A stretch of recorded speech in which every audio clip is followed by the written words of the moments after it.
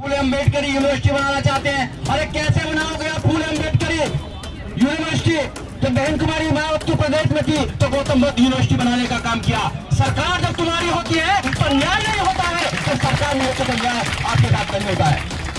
सारी विपत्तियों के मालिक आप हैं, सारे विपत्तियों के मालिक आप हैं, मगर सारे संपत्तियों के मालिक वो बना रखा है आप लोगों ने। क्यों? क्योंकि सरकार की ताकत उनके पास है, मगर आप अपने न्याय राजा के ऊपर डिपेंड करता है।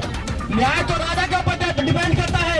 राजा का मन चाहेगा तो न्याय देगा, राजा का मन नहीं चाहेगा तो आपको न्याय नहीं देगा। जैसा हो रहा है पिछले 2 महीने से बैठी हुई है, क्या किसने न्याय की बात करी? नहीं बात करी, न्याय की बात करी, क्योंकि आपको न्याय नहीं देना चाहते। न्याय के लिए तो खड़ा होना पड़ेगा आपको। मैं डॉक्टर रीतू से पहले भी बोल के गया था, आपकी जगह यूनिवर्सिटी के अंदर नहीं है, आपकी जगह पार्लियामेंट के अंदर है। आपका डिसाइडेड नहीं है। किसको भी पूछो अपने बच्चों को क्या बनाना चाहते हो? मैं IAS बनाना चाहता हूँ, डॉक्टर बनाना चाहता हूँ, इंजीनियर बनाना चाहता हूँ, आप जैसा वकील बनाना चाहता हूँ। अरे बाबा साहब डॉक्टर अम्बेडकर, मानव काशीराम साहब, बहन कुमारी मायावती कौन बनाना चाहेगा जिन्होंने हमारी न्याय लेने का काम किया? नहीं खड़ा होता। मानव काशीराम साहब नहीं होते तो क्या हम इस देश में सोच पाते कि देश की प्रधानमंत्री की कुर्सी पर बैठ सकते? नहीं बैठ सकते थे। इसलिए मेरे साथियों, आपको समझना पड़ेगा, जड़ को समझना पड़ेगा। अगर आप जड़ को नहीं समझे तो ऐसे कितने लोगों के साथ में अत्याचार हो रहा है, होता रहेगा, सदियों से होता है, क्योंकि उनको आदत है। और मैं एक बार बताना चाहूँ, जब लड़ाई मनुवाद और बाबा साहब डॉक्टर अम्बेडकर बात की है, हमेशा मनुवाद को हारना पड़ा है। कल बाबा साहब का समय हो, कमांडर काशीराम साहब का करो, ये लड़ नहीं सकते।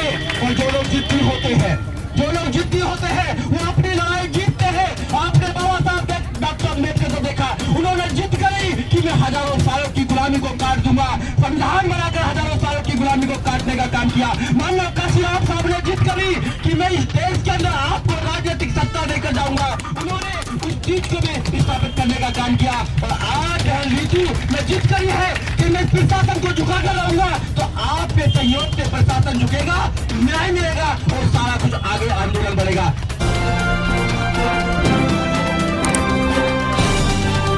आप देख रहे हैं पब्लिक आवाज TV।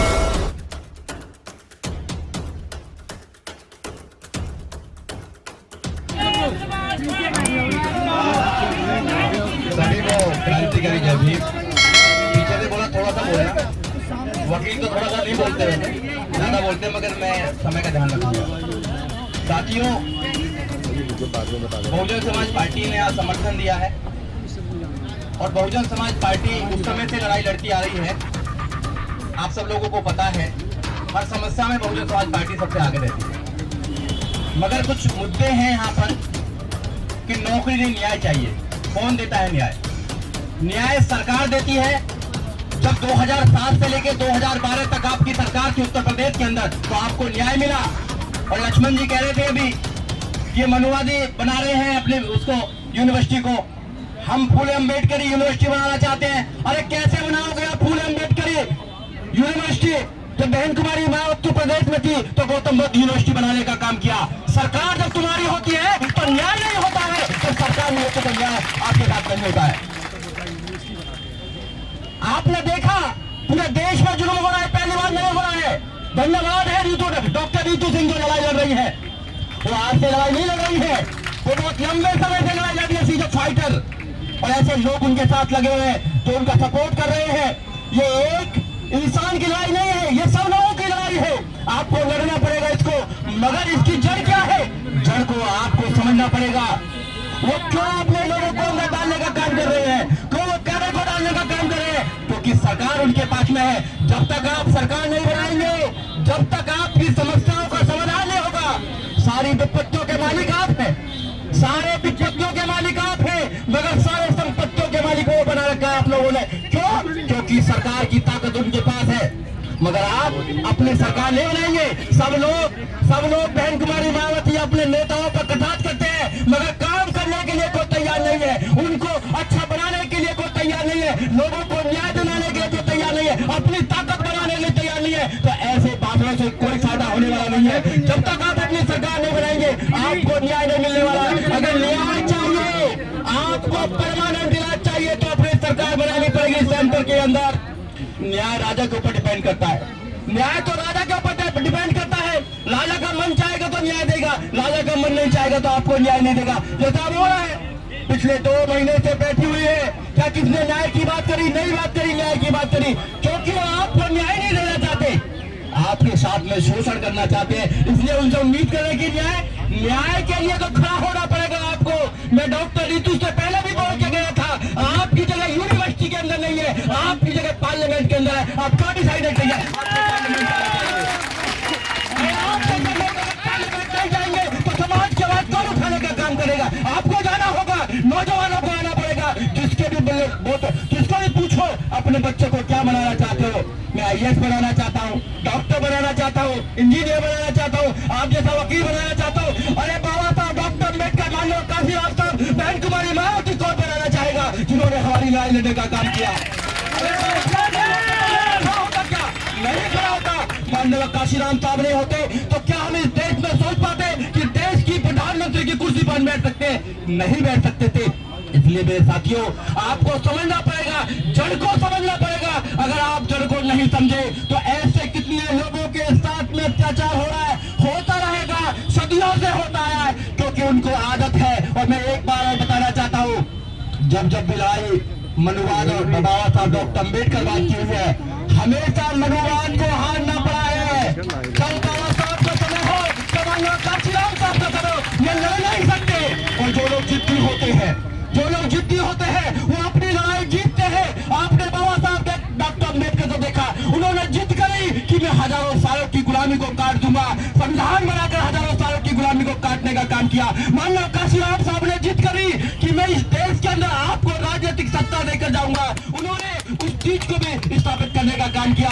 और आज रीतू ने जिद करी है कि मैं प्रशासन को झुकाकर रहूंगा, तो आपके सहयोग से प्रशासन झुकेगा, न्याय मिलेगा और सारा कुछ आगे आंदोलन बढ़ेगा। जय भीम, जय भारत, नमो बुद्धाय।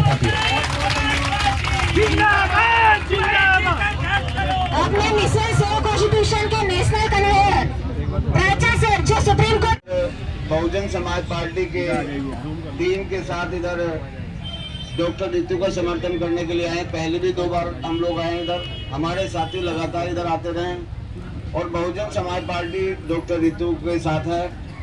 जो उन पर अन्याय हुआ है, उस अन्याय के खिलाफ हम लोग अंतिम लड़ाई तक उनके साथ रहेंगे। दिल्ली की यूनिट डॉक्टर रितु के साथ है और हम लोग जो ये अन्याय अत्याचार है, इसके खिलाफ पूरे देश के अंदर लड़ाई हम लोग लड़ रहे हैं। क्योंकि मैंने बाबा साहब को कुछ समझा है, तो हमने पूरी जिंदगी उनके पीछे लगाने का काम किया है। बाबा साहब ने कहा था कि अन्य स्वर्ण राजनीतिक दलों में मेरे समाज के लोग एक पूंछ की तरह है जो लंबित हो सकते लेकिन ताकतवर नहीं। और हमारे महापुरुषों ने कहा कि तेज जाते राजा नहीं, तेज जाते ताजा नहीं। जिस समाज का राजा नहीं होता, उस समाज का भी ताजा और खुशहाल नहीं होता। साथ में उन्होंने एक बात भी कही है कि जिसका दल नहीं उसका बल नहीं, और जिसका बल नहीं उसकी समस्या कोई हल नहीं। तो इसलिए जब तक हम लोग इस देश के अंदर राजनीतिक सत्ता में अपनी पकड़ नहीं बनाएंगे, हम उन सीटों पर नहीं बैठेंगे जहां से हम लोग सरिता राय जैसी प्रिंसिपल को सस्पेंड कर पाए, तब तक हमारी बात नहीं बनेगी। इस देश में लगभग 32 लाख से ज्यादा संगठन बने और संगठन अपने संघर्ष में लगे, मगर यदि हम लोग जब तक हम सत्ता में नहीं आएंगे तब तक आप इस देश के प्रधानमंत्री मुख्यमंत्री नहीं बनेंगे। आपकी समस्याएं ऐसे दिन पर दिन बढ़ती रहेंगी, ये घटेगी नहीं। यदि इन्हें घटाना है तो हमें इस देश की सबसे बड़ी सर्वोच्च पद पर जाना होगा, तब हमारी इस देश की समस्याओं का अंत होगा। नहीं तो मांगने वालों को कभी सम्मान नहीं मिलता, देने वालों को सम्मान मिलता है। इसलिए हमें मांगने वाला नहीं, इस देश के अंदर देने वाला समाज बनना है। इसलिए मैं आज इस मौके पर मेरे साथ इधर एडवोकेट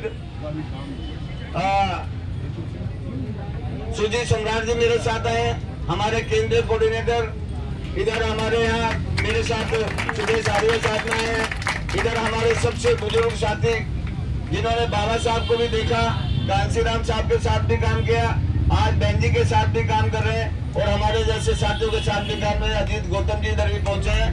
जिनकी उम्र 85 साल है, मगर आज भी सुबह 6 बजे तैयार होकर वो इस मूवमेंट में ले जाते हैं। जहां पर भी उनको जाने का मौका मिलता है वो जाने का काम करते हैं। ऐसे और सभी हमारे जिम्मेदार साथी, इधर प्रदेश की कमेटी, प्रदेश के जिम्मेदार, जिला अध्यक्ष, जिला प्रभारी सभी हमारे साथ इधर पहुंचे हैं और कुछ साथी अभी आने शेष है, वो धीरे धीरे इधर आ रहे हैं। और हम लोग रितु जी का यहाँ पर पूरा पार्टी की तरफ से समर्थन है और हम अंतिम लड़ाई तक इनके साथ लड़ेंगे।